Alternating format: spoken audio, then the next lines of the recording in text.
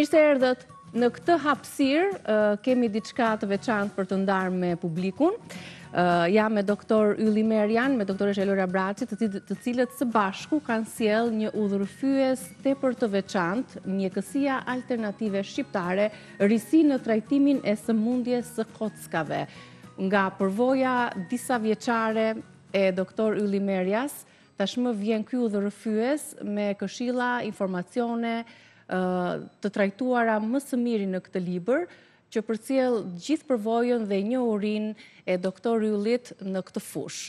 Pse është zgjedhur pikërisht kjo fushë, fokus sëmundja e kockave? Së pari ju uroj mirëseardhjen edhe përgëzime për këtë botim të ri që do të jetë patjetër një udhërfyes shumë i denjë dhe shumë prestigjos në fushën e mjekësisë alternative. Doktor, mirë se erdhët. Përshëndetje, mirë se u gjejmë. Kur e kemi filluar punën, qysh nga vitet 2000, neve përgatitëm disa receta shumë të thjeshta, të shkruara edhe me dorë. Pastaj kaluam në shtyp me fotokopje. Dhe ne bëm një sasi tirazhit të njëjtë për të gjitha sëmundjet. Në fund, dhe shumë shpejt, vumre që recetat që kishin lidhje me kockat, kyçet e kështu me radhë, po u mbaruan dhe po ecnin shumë shpejt se çdo gjë tjetër. Kur ishim në shkollën e lartë dhe bënim këtë anatomi normale të njeriut, neve po studionim gati në 70% të gjithë librit ishin vetëm kockat. Dhe thoshim ne, po mbaron viti, dhe ne mbetëm me këtu, kur do i studiojmë organet e tjera. Ato me vërtet u kaluan atë 25% tjetër, ose 30%. Dhe çfarë na detyroi neve, se në fillim ne e quanim tabu, si mund të shërohen sëmundjet e kockave, duke gjë e frikshme. Por, përvoja, ato njohurit ose konceptet mitologjike që ekzistonin në të kaluarën, ato veprimet që bënin ato nënat gojëmbla të shumë viteve më para në drejtim të trajtimit të sëmundjeve të kockave, ne sikur i morëm dhe t'i kthenim me vërtet t'i lidhnim me shkencën, pra nga mitologjia në shkencë, nga përvoja në këtë libër. Dhe kur neve vinim re që njerëzit gjithmonë vinin dhe na jepnin opinione pozitive, mendime pozitive dhe falënderime, atëherë menduam që këto t'i sistemonim dhe t'i hidhim në një libër. Në një udhërfyes të tillë. Pra një alternativ për trajtimin e sëmundjeve reumatizmale, bursiteve, hernjes, osteopenisë, osteoporozës, osteoartrozave me bimët tona, me bimët shqiptare. Nga përvoja juaj 20 vjeçare. Do doja të dija tani si lidhet, ju jeni fizioterapiste apo jo, Riola, në profesionin tuaj? Po, jam fizioterapiste. Lidhja që ka fizioterapia pikërisht me sëmundjen e kockave. Prej disa viteve jam fizioterapiste pranë klinikës Merja, mund të them për afërsisht prej një dekade. Punat me doktor Ylli Merjan më ka mësuar shumë gjëra. Në radhë të parë është si një shkollë e dytë për mua, pasi kam arritur të rritë më shumë profesionalisht, por ama jam bërë dhe më humane në konceptin e ndihmesës së njerëzve në nevojë në varësi të asaj problemi apo të problemi shëndetësor që ka patur vetë pacientët që ja paraqitur. Dhe këtë kam mësuar në varësi të eksperiencës që më ka dhënë doktori dhe humanitetin që e shikoj për ditë tek ai. Ka menduar që të kombinojmë një terapi fizike me një terapi mjekësore që është alternative shumë e mirë për trajtimin e këtyre sëmundjeve. Terapi fizike që lidhet pikërisht nga eksperienca dhe ushtrimet që ata që do ta lexojnë këtë libër janë konkrete, nga imazhe konkrete dhe jo grafika në këtë rast, për ushtrimet që u duhen në lidhje me problemin dhe gjendjen e tyre shëndetësore, në lidhje me problemet me kockat, sipas problemit që shfaqi secili, për shembull ushtrime balancuese apo përforcuese të kockave, stretching për sëmundjen e cervikales, të shpinës, jeni fokusuar në terapit fizike me programe ushtrimore konkrete. Në varësi të diagnozës që vjen secili pacient për të ardhur më mirë për të rritur funksionalitetin e lëvizshmërisë, për ndihmuar për të patur një shëndet optimal lokomotor sa më të mirë. Doktor, e keni nisur me një shprehje që duhet ta kemi të gjithë parasysh. Shëndeti nuk është gjithçka, por pa shëndet gjithçka është asgjë. po është e vërtet. Dhe ne Sa vlerë merr kjo shprehje ditë të sotme? Njeriu duhet ta kërkojë shëndetin, por të mos mendojmë se zgjidhja është vetëm ajo farmacia që ndoshta e kemi pranë shtëpisë. Ne kemi provuar shumë gjëra, unë do të thoshja zgjidhja do të gjendet në natyrë. Ashtu si tha njëri që kisha një javë pa gjumë, mora një kazë me i beltha dhe shkova punova arën kotë. Në darkë isha i lodhur dhe fjeta rehat, e gjeta zgjidhja. Pra do punoj nga ana fizike të lodhem, jo të mere me telefona e kështu dhe të gdhi natën të bardhë. Edhe neve këtë po thuaj se duam të kristalizojmë tek njerëzit. Jo se jemi kundra asaj mjekësie, në asnjë mënyrë. Njeriu do të shkojë tek mjeku, do të diagnostifikohet, do të shkojë, do të shikojë si e ka kockën në varësi me moshën e tij. Por në fund duam t'i theksojmë. Kockën ti forcoje me atë lëngun e kockave. E ngjashmja shëron të ngjashmen. Pra zi i mirë ato kockat dhe merre pija një gotë lëngun ditë.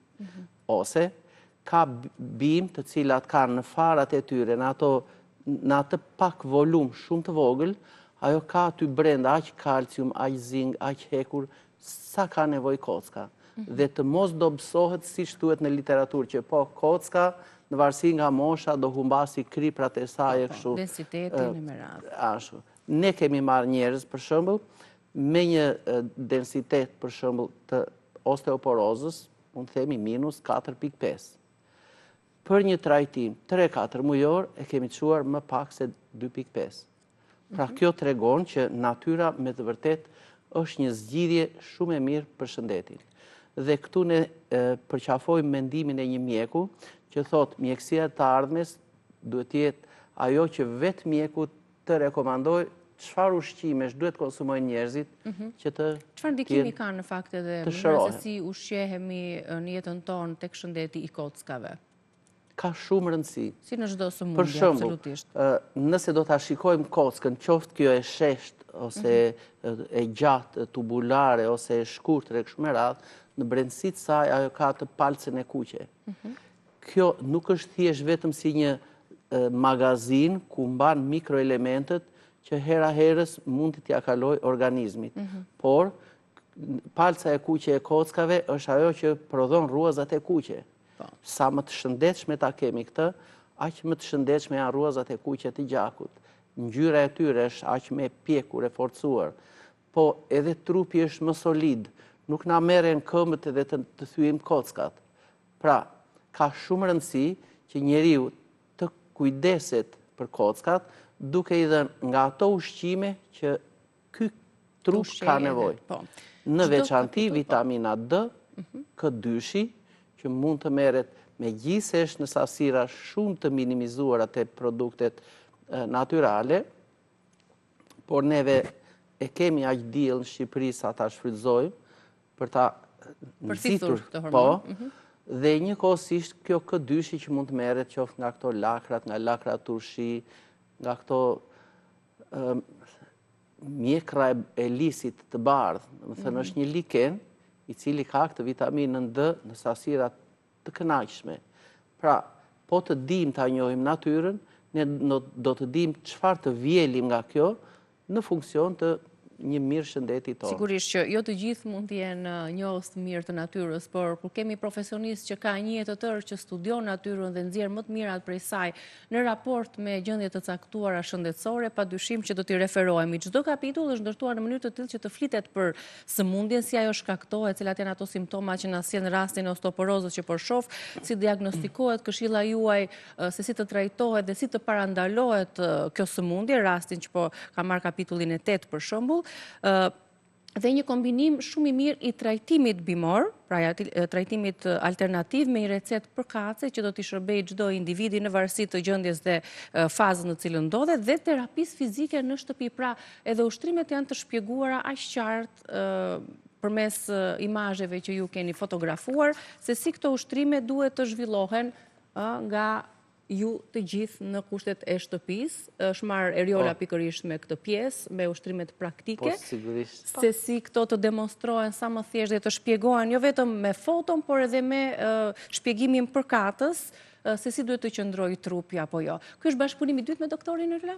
Po, është bashkëpunimi i dytë, bashkëpunimi i parë ka qenë në 2019, sërish ka qenë për sëmundjet e kockave, duke qenë se unë jam e profesionalizuar në pjesën e kockave.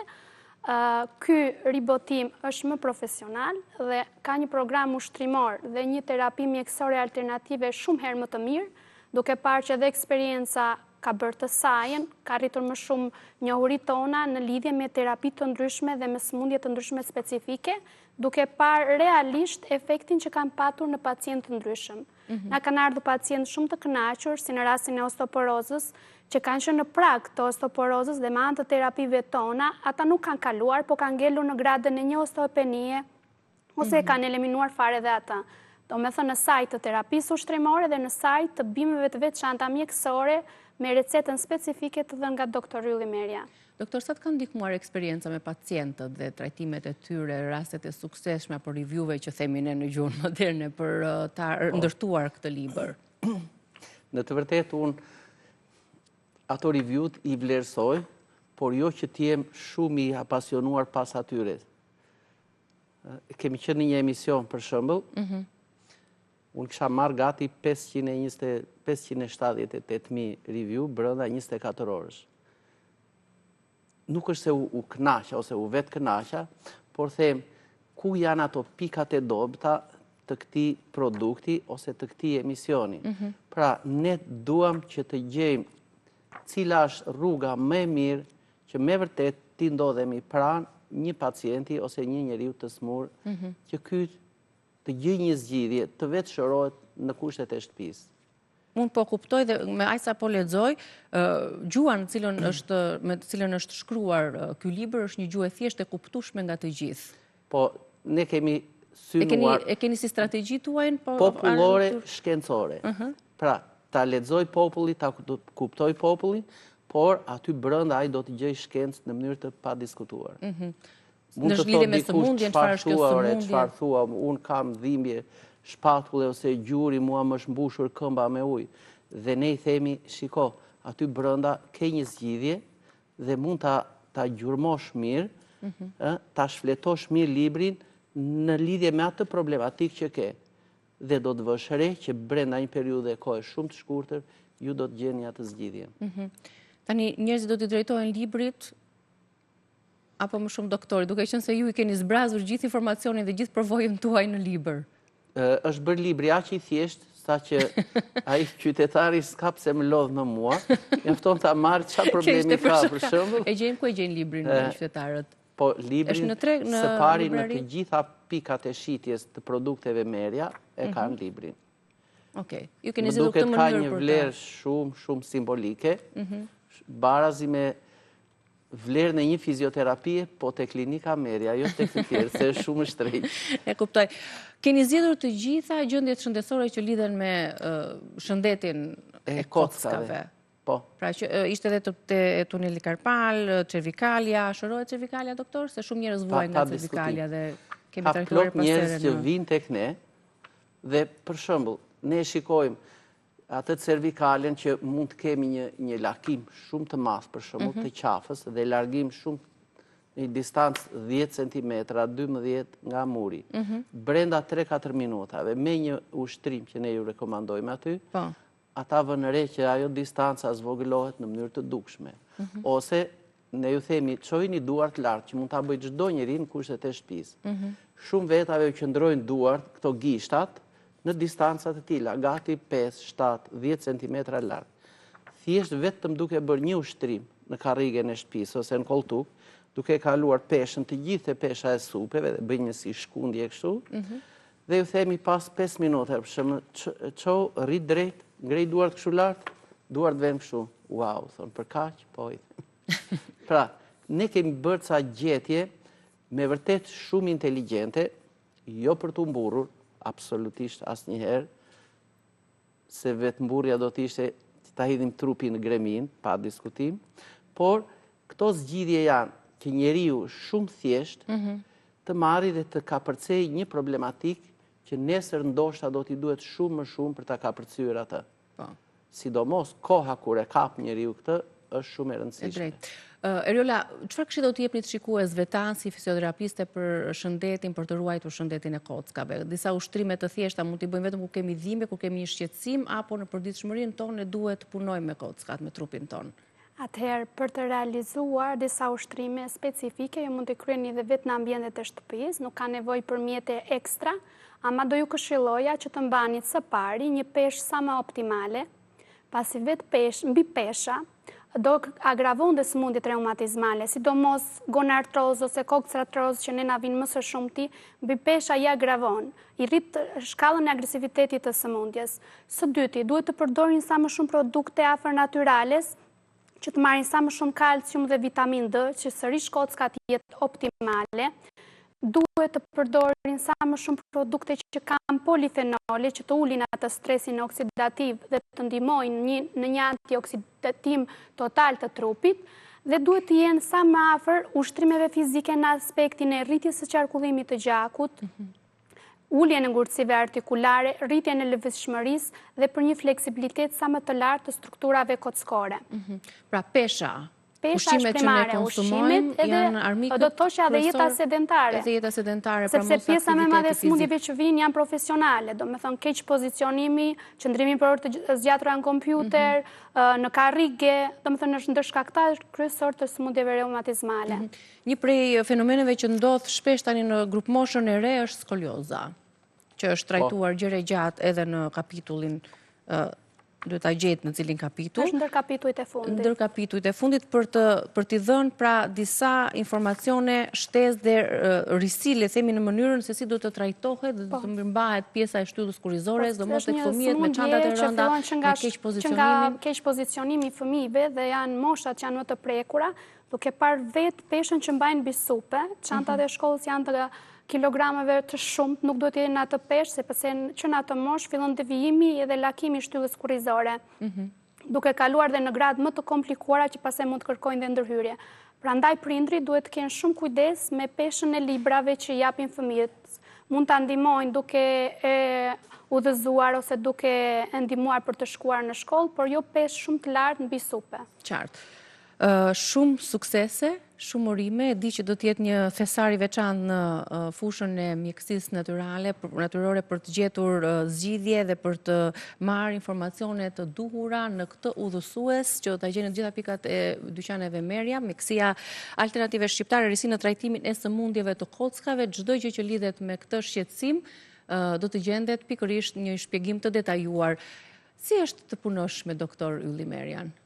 Është diçka shumë e bukur. Është ai doktori që shfaqet në ekran, çfarë fshihet prapa ekranit? Ne e njohim edhe prapa ekranit, por dua ta di nga Eriola që ka kaq vite që punon me doktor Yllin. Doja të thoja diçka. Në fillimet e punës me doktor Ylli Merjan, më është dukur diçka shumë e vështirë, sepse isha një person që kisha një kapacitet e ardhur nga një fakultet i mjekësisë dhe po shikoja një person që ishte shumë i madh për mua.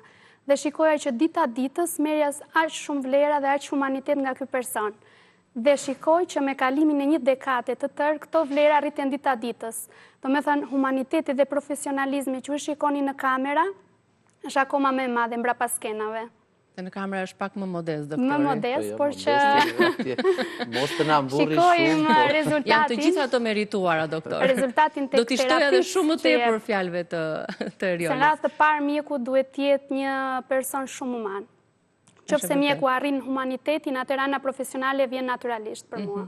Është një pjesë kryesore e shërimit dhe besimit që krijon pacienti në raport me mjekun që ka përballë. Shumë suksese edhe në punën tënde, Eriola. Shumë faleminderit. Ne do ta marrim pak më tepër kohë për të detajuar diçka dhe për të treguar disa prej recetave që do t'i ndihmonte çdo që e ndjek këtë hapësirë. Kështu që doktor do vazhdojmë bisedën tonë si gjithmonë në Tryezën Tutje për të treguar dhe konkretisht disa receta për shëndetin e kockave tuaja. Ka publicitet, ju presim.